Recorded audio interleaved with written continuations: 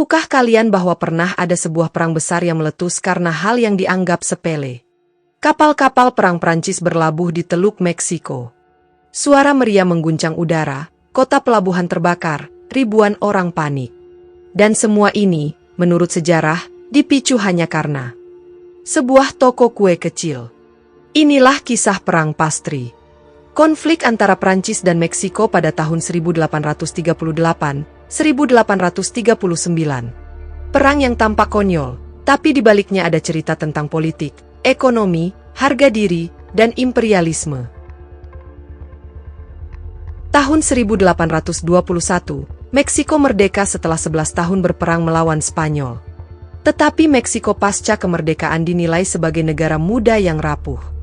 Dan kemerdekaan bukan akhir penderitaan, melainkan awal dari kekacauan panjang.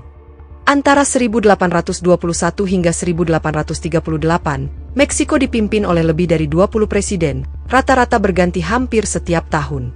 Kekuatan politik dipegang oleh jenderal militer, yang sering menggulingkan satu sama lain lewat kudeta.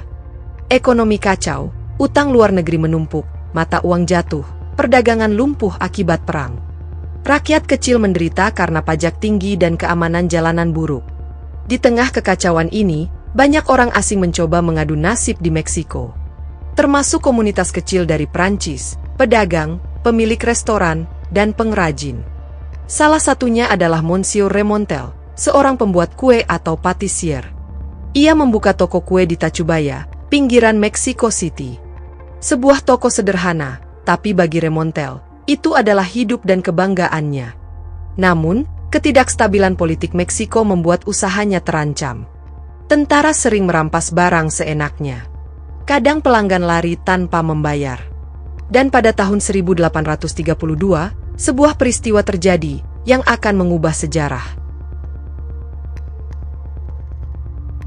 Ada satu kejadian, suatu hari di tahun 1832, sekelompok perwira Meksiko yang sedang mabuk masuk ke toko Remontel. Mereka makan, minum, merusak perabotan. Lalu pergi tanpa membayar sepeser pun. Kerugian itu sebenarnya tidak besar, hanya beberapa peso. Namun Remontel tidak tinggal diam. Ia menuntut pemerintah Meksiko untuk memberi ganti rugi. Yang mengejutkan, jumlah yang ia minta bukan beberapa ratus peso, melainkan 60.000 peso. Untuk memberi gambaran, seorang pekerja rata-rata di Meksiko kala itu hanya mendapat 1 peso per hari. Dengan 60.000 peso, seseorang bisa hidup mewah seumur hidup atau membangun perkebunan besar. Tuntutan Remontel dianggap mengada-ada. Pemerintah Meksiko menolak. Tapi Remontel tidak menyerah. Ia mengajukan kasusnya ke kedutaan Prancis. Dan ternyata, ia bukan satu-satunya. Banyak warga Prancis lain di Meksiko juga melaporkan hal serupa. Toko dirusak, barang dijarah, bisnis merugi karena kerusuhan. Semua keluhan ini akhirnya dikumpulkan dan dikirim ke Paris, ke istana Raja Louis Philippe I, Raja Prancis saat itu. Pada tahun 1838, pemerintah Prancis akhirnya mengeluarkan ultimatum.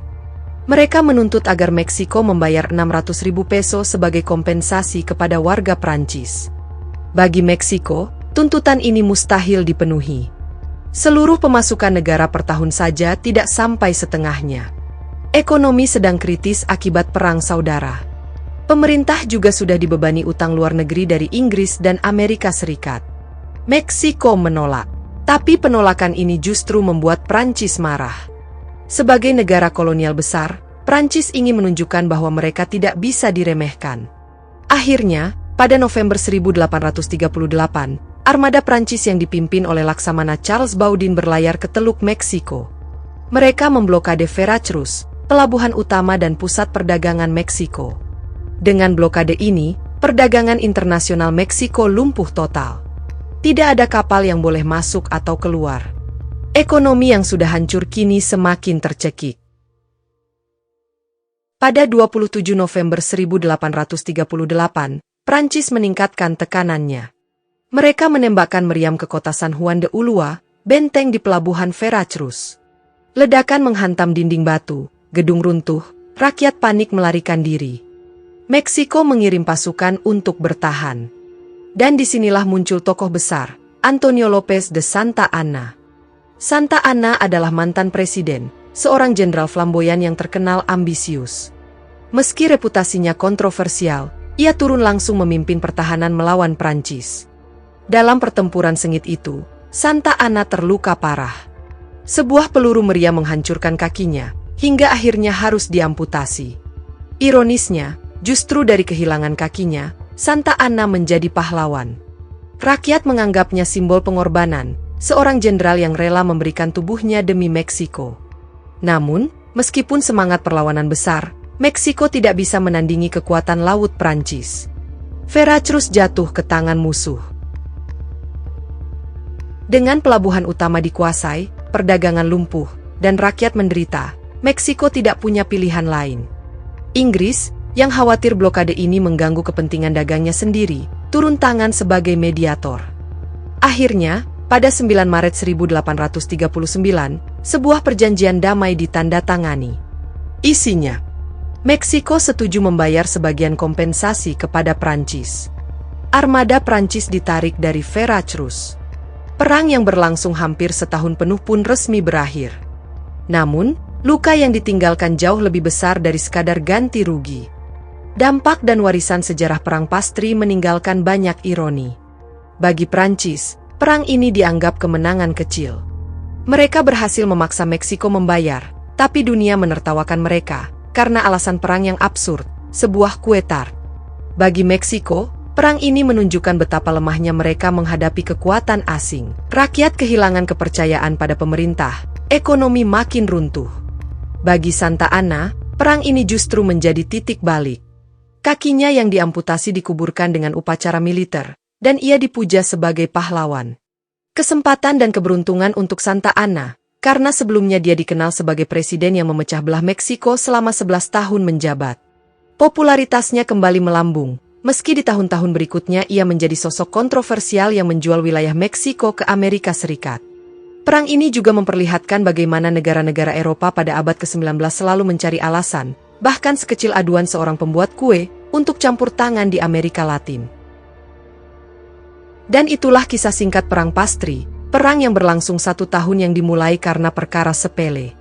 Sebuah perang yang lahir dari sebuah toko kue sederhana di Tacubaya, yang bergulir menjadi konflik internasional, dan dikenang sebagai salah satu perang paling absurd dalam sejarah dunia. Ia menjadi pengingat bahwa terkadang, sejarah tidak hanya digerakkan oleh raja dan jenderal, tetapi juga oleh seorang pembuat kue yang menuntut ganti rugi terlalu besar. Karena pada akhirnya, sepotong kue tart bisa mengguncang sebuah bangsa. Terima kasih sudah menonton video di channel ini. Semoga informasi yang kami berikan dapat menambah wawasan para penonton sekalian. Jika kalian suka dengan pembahasan cerita sejarah, dukung channel ini dengan subscribe, like, dan share.